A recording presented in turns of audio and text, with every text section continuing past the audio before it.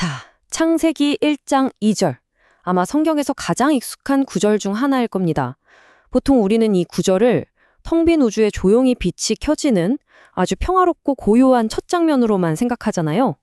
그런데 말이죠. 이 원어의 이면을 쫙 파헤쳐 보면요. 완전히 다른 세상이 펼쳐집니다. 마치 한 편의 엄청난 블록버스터 영화처럼 치열하고 거대한 영적 전쟁의 서사가 이 짧은 구절 안에 숨겨져 있거든요. 오늘 이 해설 시간, 그 빛과 어둠, 그리고 팽팽한 영적 대치의 현장으로 여러분을 안내해 드리겠습니다. 그러니까 우주가 처음 생겨나던 그 새벽을 한번 상상해 보시겠어요? 거기에 있던 흑암, 그러니까 그 어둠은 과연 어떤 어둠이었을까요?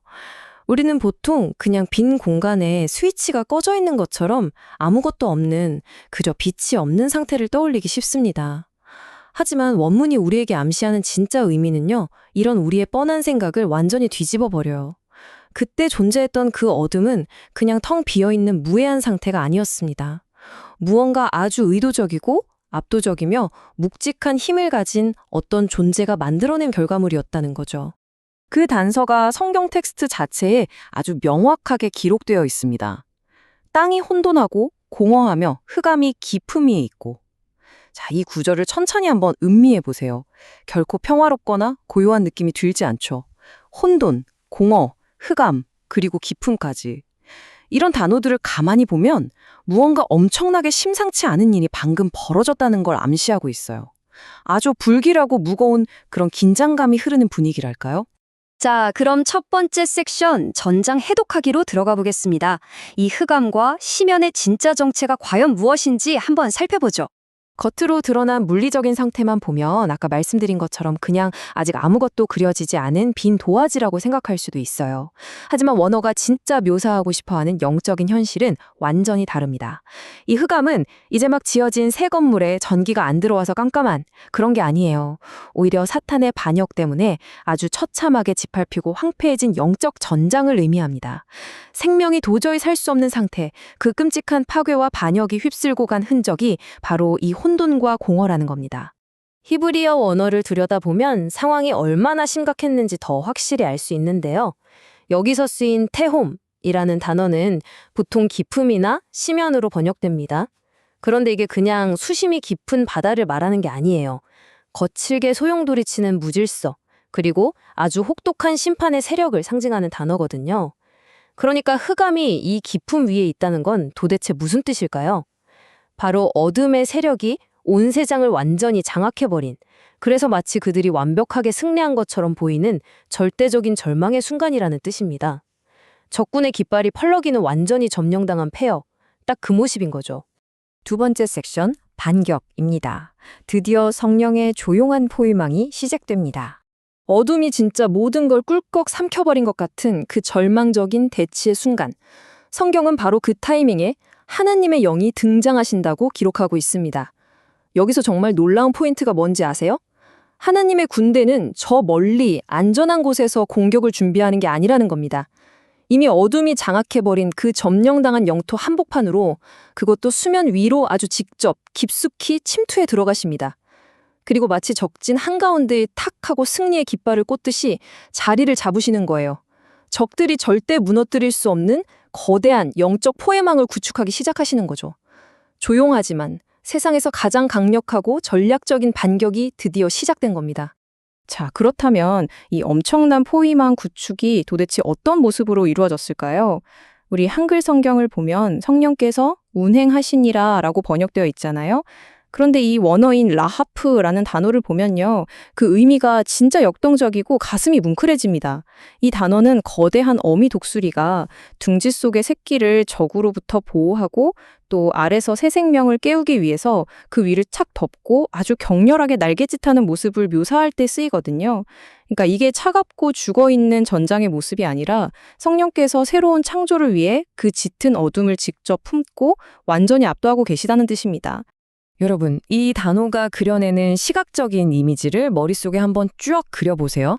밑에는 엄청나게 거칠고 검은 소용돌이 같은 혼돈의 바다가 있습니다. 그런데 그 어둠 전체를 덮어버릴 만큼 거대한 황금빛 독수리가 나타나는 겁니다. 그리고 아주 눈부시고 신성한 빛의 날개를 활짝 펼치고는 그 수면 위를 완벽하게 감싸며 보호하고 있는 거죠. 칠흑 같은 그 흑암과 극명하게 대비되는 정말 따뜻하고 압도적인 빛의 포위망인 겁니다. 이것이 바로 라하프, 성령의 운행하심이 우리에게 보여주는 영적 대치의 엄청난 풍경입니다. 세 번째 섹션, 드디어 우주적 전쟁의 클라이맥스입니다. 말씀을 통한 결정적 승리, 함께 보시죠. 자, 이 거대한 영적 포위전이 어떻게 진행되었는지 그 단계를 순서대로 빠르게 짚어보겠습니다. 첫 번째, 사탕의 반역이 있었고요. 두 번째, 그 반역의 결과로 온 세상이 혼돈과 공허라는 영적인 황폐함에 빠졌습니다. 그리고 세 번째, 이 절대적인 절망의 심연 위로 성령께서 친히 내려오셔서 아까 말씀드린 라하프, 즉 날개로 그 어둠을 덮으며 완벽한 포위망을 구축하십니다.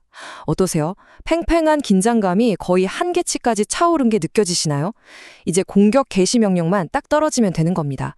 그리고 마침내 이 무거운 침묵을 깨부수는 대망의 네 번째 단계에 도달하게 됩니다.